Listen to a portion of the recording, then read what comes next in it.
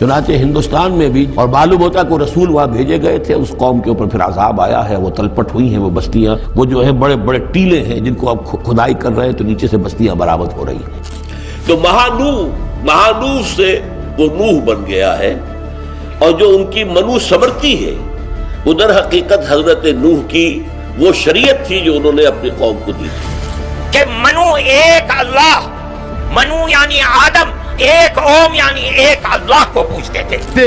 رام میں ایک اچھے منشیہ تھے، آپ اگر کہتے ہیں کہ وہ اوتار ہے، او انتر می سینڈ فرام آلمائٹی گاڈ۔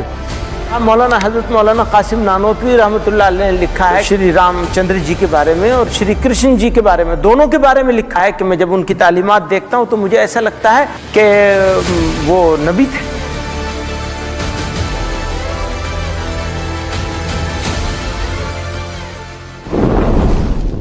اللہ نے 1,24,000 نبیوں کو الگ الگ دور میں اور الگ الگ علاقوں میں انسانیت کی ہدایت کے لیے بھیجا۔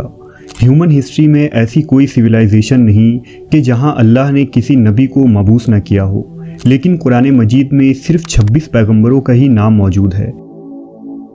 لہٰذا باقی کے نبی کہاں، کب اور کس دور میں آئے یہ ہم نہیں جانتے۔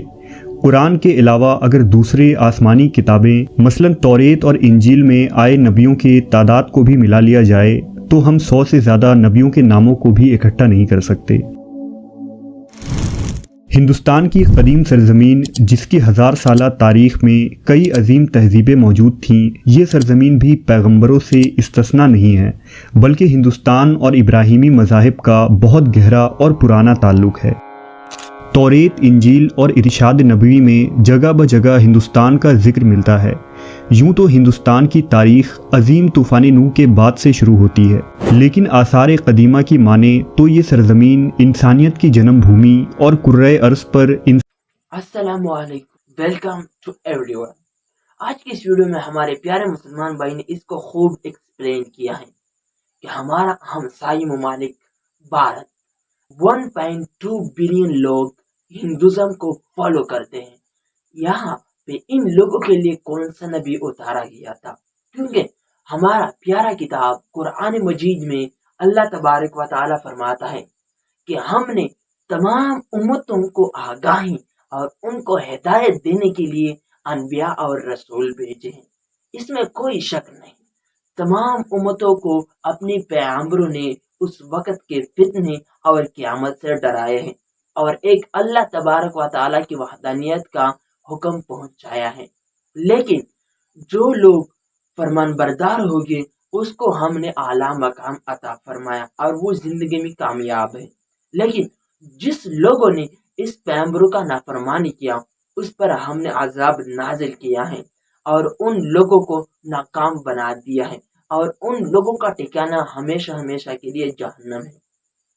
ہمارا ہمسایہ ممالک بھارت یعنی انڈیا میں ہندو لوگ کہتے ہیں کہ ہمارا مذہب سب سے پرانا ہے۔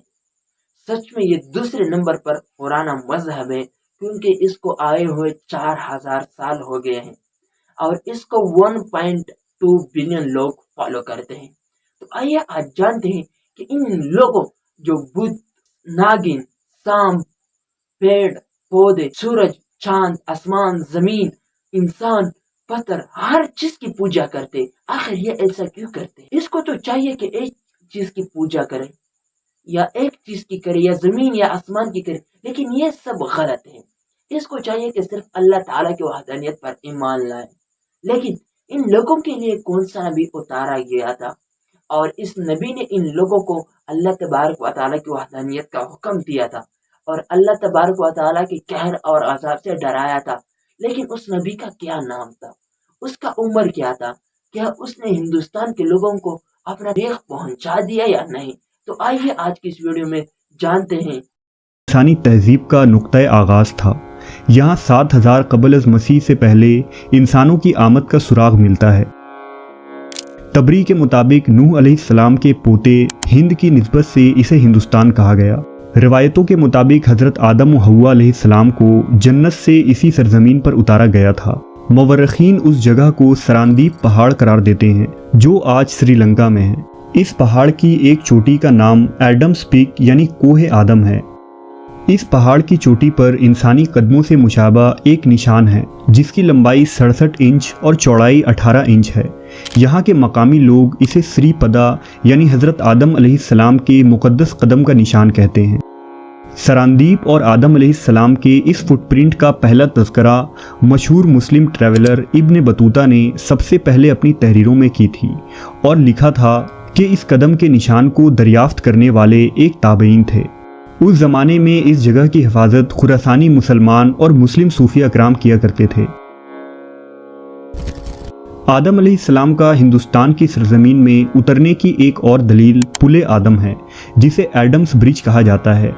ये चूना पत्थर का एक सिलसिला या कतार है जो हिंदुस्तान को श्रीलंका से जोड़ता है। हिंदू मत के मुताबिक इसे राम सेतु कहते हैं क्योंकि रामायण में ये बताया गया है कि श्री रामचंद्र ने इसे बनाया था, जबकि इसराइली और इस्लामी रिवायतों के मुताबिक हज़रत आदम अलैहिस्सलाम इसी पुल के जरिए हिंदुस्तान पहुंचे थे। अगर हिंदू मत की किताबों की बात करें तो वेद में स्वयंभू मनु को दुनिया का पहला इंसान कहा गया है। स्वयं का मतलब जो बिन माँ बाप के खुद पैदा किया गया हो, इसलिए उसे स्वयंभू मनु कहा गया, जिन्हें हिंदुस्तान में उतारा गया था। मनु के बाएं हिस्से से उसकी बीवी को पैदा किया गया जिसका नाम शत्रुपा था। लिहाजा स्वयंभू मनु और शत्रुपा इब्राहिमी मज़ाहिब के आदम और हव्वा अलैहिस्सलाम हैं। मनु और शत्रुपा की औलादों से ही दुनिया में इंसानों की आबादी बढ़ी। इसी मनु से मानव और मनुष्य लफ्ज़ निकला जो संस्कृत ज़बान में इंसान या आदमी का तर्जुमा है। कहा जाता है कि अंग्रेज़ी ज़बान का लफ्ज़ मैन भी इसी मनु से निकला है। हिंदू स्क्रिप्चर्स कहती हैं कि स्वयंभू मनु के 7वीं नस्ल से महानु पैदा हुआ। महानु को विष्णु भगवान ने ये बताया कि पूरी धरती एक अजीम सैलाब से डूब जाएगी। इस महाजल प्रलय से बचने के लिए तुम एक कश्ती तैयार करो। लिहाजा मनु ने कश्ती बनाया और उसमें तमाम ऋषियों को लेकर सवार हो गया। जब जल प्रलय आया तो महानु की इस कश्ती को हिमालय पहाड़ की चोटी पर बांध दिया गया और सैलाब ख़त्म होने पर महानु अपने साथियों के साथ नीचे उतरे और उन्हीं लोगों से ये दुनिया आगे बढ़ी। तौरेत, इंजील और कुरान मजीद में नूह अलैहिस्सलाम का किस्सा महानु के इस किस्से से काफ़ी हद तक मिलता जुलता नज़र आता है। लिहाजा मशहूर फ्रेंच रिसर्चर एब्बे ड्यूबॉइस अपनी किताब हिंदू मैनर्स एंड सेरेमनीज़ में लिखते हैं कि अजीम जल प्रलय से बच निकलने वाला महानु इब्राहिमी मज़ाहिब का नूहा है। ये ऐन मुमकिन है कि नूह अलैहिस्सलाम को हिंदुस्तान की तरफ ही मबूस किया गया होगा और जब हिंदुस्तान के लोगों में गुनाह, सरकशी और कुफ्र आम हो गई तो जल प्रलय आया। एक गौरतलब बात यह है कि जेनेसिस और यहूदियों के बुक ऑफ इनॉक के मुताबिक जब वॉचर्स ने इंसानों के साथ जिना किया तो अजीबो-गरीब किस्म के मखलूक पैदा होने लगे थे और इस क्रॉस ब्रीडिंग से इंसानियत ख़त्म होने के कगार पर पहुंच गई थी। लिहाजा ज़मीन को इन अजीबो-गरीब मखलूक यानी निफेलियम से पाक करने के लिए अजीम सैलाब आया था जिसमें वो तमाम मखलूक सैलाब में डूब गए। अगर गौर करें तो हिंदू मज़हब की तारीख में भी दानव, राक्षसों और असुर का कसरत से जिक्र मिलता है जो दरअसल वही निफेलियम्स हैं जो क्रॉस ब्रीडिंग से हिंदुस्तान की सरजमीन में फैल चुके थे। लिहाजा महानू ने कश्ती में इंसानों को सवार किया और खुदा ने उन राक्षसों को तूफान और सैलाब में हलाक कर दिया था।